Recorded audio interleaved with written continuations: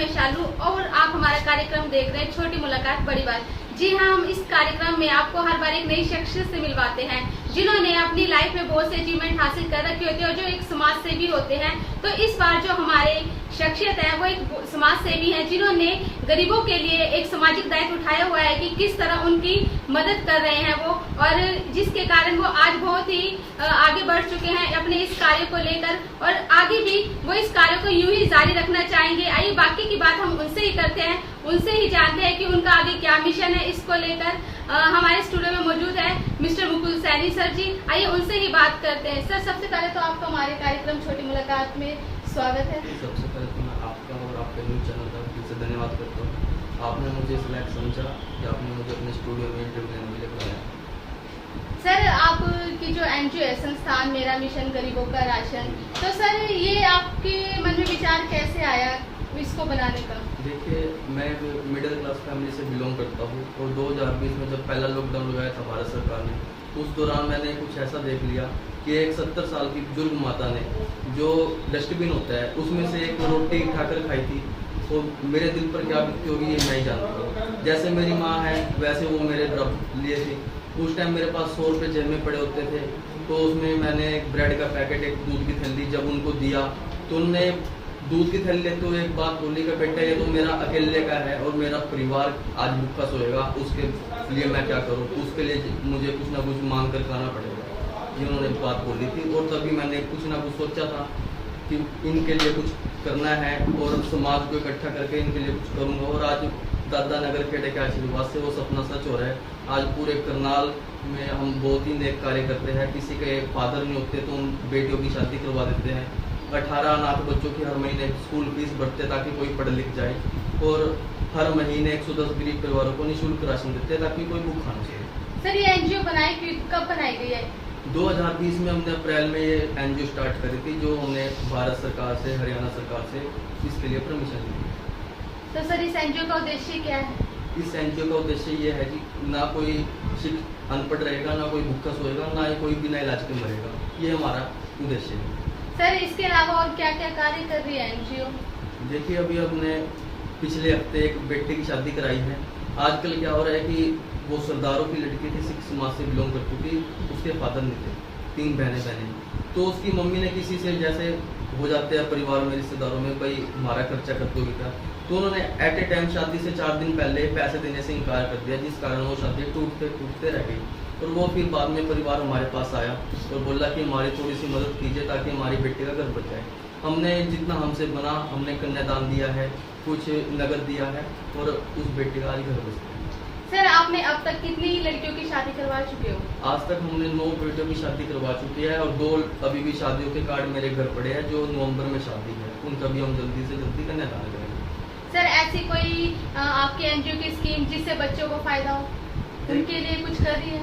हम बिल्कुल जी 18 अनाथ बच्चों की स्कूल फीस भर रहे हैं जिनके फादर नहीं है, और 6 ऐसे बच्चे हैं जिनके फादर सीबीएसई स्कूल में करा कर गए थे। और आज करनाल के लोग सभी जानते हैं सीबीएसई स्कूल में कितनी फीस होती है।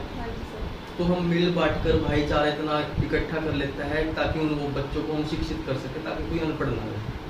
सर, अब तक एनजीओ में कितने कार्य करवा चुकी है जिससे लोगों का बहुत भला हो सके?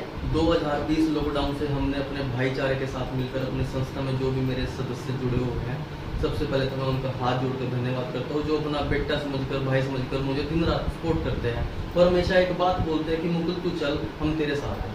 कभी वो मुझे महसूस नहीं देते कि मैं एक छोटी सी उम्र में मैंने इतना काम कर दिया। आज मात्र 22 साल की उम्र में मैंने इतना काम करा है कि कोई सोच नहीं सकता। जो खेलने कूदने की उम्र होती है उसमें मैं समाज सेवा में लगा हूँ। 3800 परिवारों को हमने निःशुल्क राशन दिया है, जिसका ऑन रिकॉर्ड, जैसे कंपनी अपने पास जीएसटी भरती है, सारा रिकॉर्ड रखती है, हमारे पास भी ऐसा रिकॉर्ड पड़ा है। सर, जो आपने राशन दिया किस समय में ये दिया? लॉकडाउन में दिया है। 2020 में हमने अप्रैल में शुरुआत करी थी और आज हर महीने हम देते आ रहे हैं। सर आगे भी ये आपकी मुहिम जारी रहेगी? जैसे अब तो आपने लॉकडाउन में राशन दिया गरीबों को, जैसे आपके एनजीओ के नाम से मेरा मिशन गरीबों का राशन, इससे झलकता है कि आप गरीबों के लिए बहुत कार्य कर रहे हो, उनको राशन दे रहे हो। तो भविष्य में आपकी क्या योजनाएं रहेंगी? देखिए जी, भविष्य में तो यही योजना है ताकि हम ज़्यादा से ज़्यादा लोगों को अपने साथ जोड़े और एक मुहिम बनाए ताकि कोई एक तो भूखा ना सोए। और सबसे ज़्यादा मुहिम हमारी ये रहेगी, जो छोटे छोटे बच्चे होते हैं जिनके सिर से अपने परिवार का साया उठ जाता है, हम उनको शिक्षित करें, क्योंकि आने वाला टाइम शिक्षित लोगों का है। और मुझे नहीं लगता हरियाणा सरकार इसकी तरफ ध्यान दे रही है। स्कूलों को बंद किया जा रहा है और हरियाणा सरकार सरकारी स्कूलों को बंद कर रही है, प्राइवेट के ऊपर जोर दे रही है।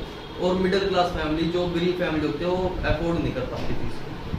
सर इसके अलावा और क्या कार्य करते हैं? जैसे कुछ युवाओं के लिए, ये तो आपने कहते हैं गरीबों के लिए राशन और बच्चों की स्कूल फीस भर रही है, कन्याओं के लिए भी कर रही है, तो युवाओं के लिए क्या पहल है इस एनजीओ की? युवाओं के लिए एक पहले ही देखिए, हम अपने जो सरकार होती है, हम उस तक अपना एक मैसेज पहुंचाने का काम करते हैं ताकि किसी युवा को नौकरी मिल जाए, किसी जो अपने पैरों पर खड़ा हो जाए। ये हमारी स्कीम रहती है। सर और कौन कौन सी स्कीमें हैं? अभी देखिए, हमने बहुत कुछ सोच रखा है। अभी हमने सोच रखा है एक शेल्टर होम खोलेंगे, उसके लिए अभी विचार करना बाकी है, ताकि जो भी ये बुजुर्ग होते हैं, ताकि अभी हमारे थोड़े दिन पहले मेरे पास फोन आया था कि एक बेटा सरकारी नौकरी पर है और उसने अपने माँ बाप को बेल्टों के साथ मारा। रात को 1 बजे का फोन है मेरे पास, शायद अभी भी रिकॉर्डिंग पड़ी होगी मोबाइल में। तो मुझे इतना दुख हुआ, और सरकारी नौकरी पर है, चंडीगढ़ में जेई है वो, बिजली बोर्ड में।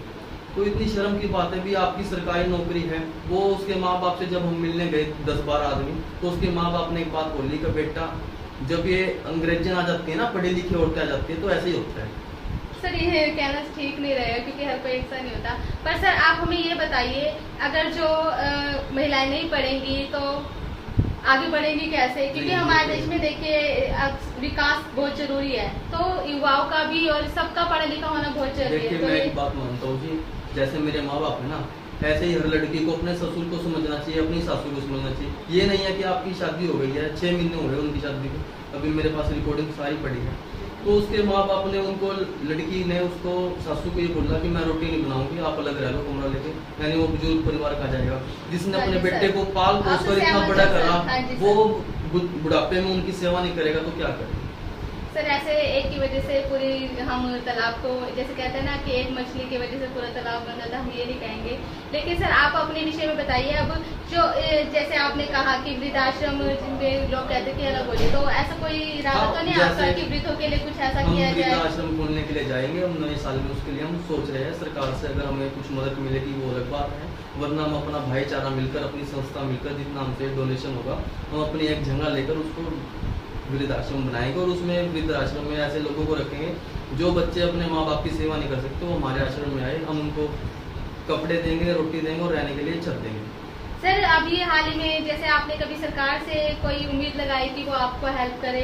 जैसे कई एनजीओ को सरकार हेल्प भी करती है, तो सर ऐसे आपने कोई प्रोसीजर किया हो कि जिससे आपकी एनजीओ को हेल्प मिल सके सरकार से? देखिए, हमारी संस्था में काफ़ी सरकारी नौकरी वाले ही हैं और इसलिए हम सरकार से कोई उम्मीद नहीं रखते, क्योंकि हर रोज नए नए कारनामे देखने को मिलते हैं सरकार के। क्योंकि करनाल में ना 250 से ऊपर संस्था है, अगर सरकार हर संस्था को डोनेशन देने लगेगी ना, वो जाएगा कहाँ से? हमारी जेब से जाएगा। टैक्स बढ़ा देगी, खर्चा पानी बढ़ जाएगा, तो हमारी जेब के ऊपर ही बोझ पड़ता है। इसलिए आज तक मैंने ना एक रुपया सरकार से मांगा है, ना भविष्य में कभी मांगूंगा। सर अगर जो कोई व्यक्ति जिसको जरूरत है तो वो आपसे कैसे जुड़ सकता है? हमने जो करनाल में ना 4800 झुग्गी झोपड़ियाँ हैं, जिसमें से 3000 झुग्गी झोपड़ियों में हमने अपने विजिटिंग कार्ड होते हैं वो दे रखे हैं। अगर किसी को राशन चाहिए, आटा खत्म हो गया, चीनी खत्म हो गया, तो हमें फ़ोन कर दीजिए, हमारे पास पड़ा रहता है। 100 किलो आटा, चावल, चीनी हमारे पास 24 घंटे अवेलेबल रहते हैं। अभी 2 दिन पहले एक विधवा औरत का फ़ोन आया, उनके पास कार्ड था मेरा, तो किसी आदमी से उन्होंने फ़ोन कराया, इसके ऊपर नंबर है, इसको फ़ोन कर दो, हमारा राशन खत्म हो गया है। जब मेरे पास फ़ोन आया कि जी ऐसे आपसे बात करेंगे, नए सब्जी मंडी की बात है झुग्गी झोपड़ियों में, जो बजिद्दा रोड जाते हैं वहाँ पे, तो बेटा मेरा राशन खत्म हो गया, बच्चे भूखे बैठे, तो मैंने तुरंत कुछ ना सोचते हुए मैं अपनी संस्था की वेट करता, मैंने अपना दुकान से राशन खरीदा, आटा, चावल, चीनी, जो भी घर का राशन होता है, और उनको 200 रुपये नकद दिए ताकि कोई भूखा ना सोए। सर ये तो झुग्गी झोपड़ी में आपने कॉन्टैक्ट नंबर दे रखे हैं कि आप संपर्क, कुछ लोग ऐसे होते हैं कि कुछ किराए के मकान पे रह रहे हैं लेकिन आपका कॉन्टैक्ट नंबर उनके पास नहीं है, और कुछ ऐसे लोग हैं जिन्होंने अपनी लड़की की शादी में हेल्प चाहिए हो आपसे, तो वो किस तरह कॉन्टैक्ट करेगा? आप अपना कॉन्टैक्ट नंबर बताइए। फेसबुक पर आईडी है, उसमें मैंने सारा मेंशन कर रखा है, नंबर भी है, संस्था का नंबर भी है और मेरा ऑफिस का एड्रेस भी है। रेलवे रोड पर मेरा ऑफिस है। तो काफ़ी जितनी आज तक हमने शादियाँ करवाई है सभी मेरे ऑफिस में आए हैं या काफ़ी लोग मेरे घर आए हैं। ये नहीं है कि सभी जानते हैं। नंबर अच्छी तरह से मैंने हाईलाइट कर रखा है, जैसे लोगों को मदद चाहिए तो आप नंबर पर संपर्क करें, आपकी मदद की जाएगी।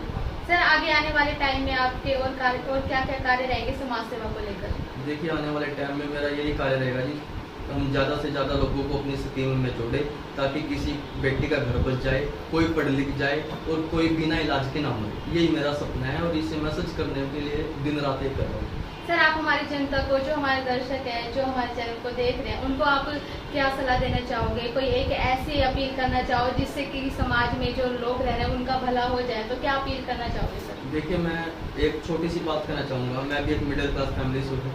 करनाल राजा करण की नगरी है और करनाल के लोग दिल खोलकर दान देते हैं। करनाल राजा करण की नगरी है और करनाल के लोग दिल खोलकर दान देते हैं, खर्चा करते हैं।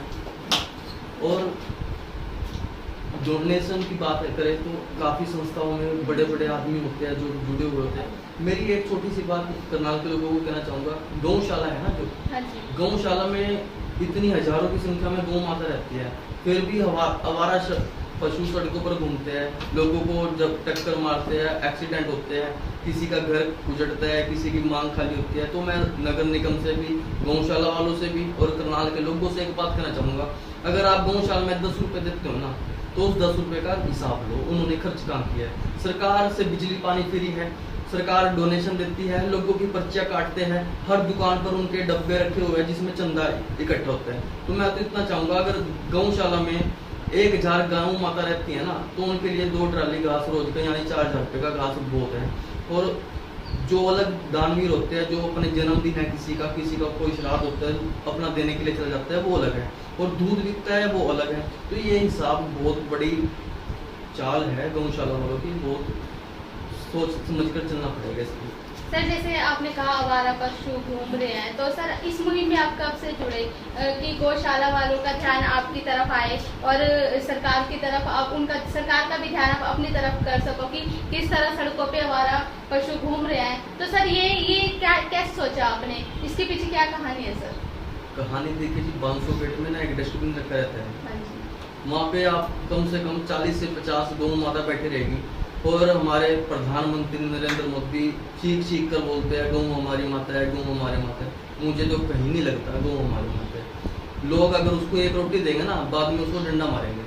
ये उसकी जिंदगी, ये उसकी जिंदगी है। किताबों में गौ हमारी माता है, हकीकत में चल के देखो। आज शाम को मैंने सारा मीडिया भाई इकट्ठा कर रखा है ताकि गौ माता की असली सच्चाई हम लोगों के सामने लाए। काफी गौ संस्थाएं हैं जो हर रोज फोटो पे डालती है, आज हमने इसका गौ माता को दबाया, हमने गौ माता को दबाया। जो सड़कों पर जिंदा है उसकी तो कदर कर लो, दबाने वाले तो दुनिया आ जाएगी। मैं इतना कहना चाहता हूँ। सर आप जो इस मुकाम पे हो तो इसका श्रेय किसको देना चाहोगे? देखिए जी, इसका श्रेय तो सब मेरे जो संस्था में जुड़े हुए हैं मेरे भाई बंधु, जो अपना बेटा समझकर, भाई समझकर मुझे दिन रात सपोर्ट करते हैं। और सबसे ज़्यादा मेरे जिनके ऊपर मेरा विश्वास है नगर खेड़ा, क्योंकि उन्हीं के आशीर्वाद से हमारी संस्था चल रही है और आज इस मुकाम पर है। 3 साल हो गए हैं और अब दिवाली पर हमारी संस्था 250 जो में राशन बांटेगी, मिठाइयाँ बांटेगी, कपड़े बांटेगी, ताकि हिंदुओं का त्यौहार है, श्री राम जी का त्यौहार है, गरीबों के साथ मिलकर दिवाली मनाएं हर साल की तरह।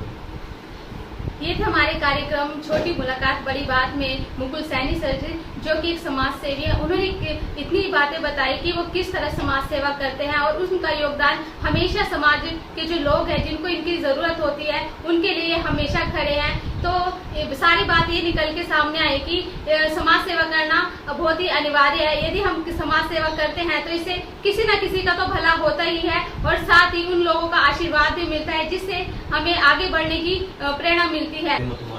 अगर कोई मांगने वाला आता है, लोग बोल देते हैं कमा कर नहीं खा सकता, क्या पता उसकी क्या मजबूरी होती है, वो कमा कर नहीं खा सकता। असली में कई बार ऐसी हकीकत होती है।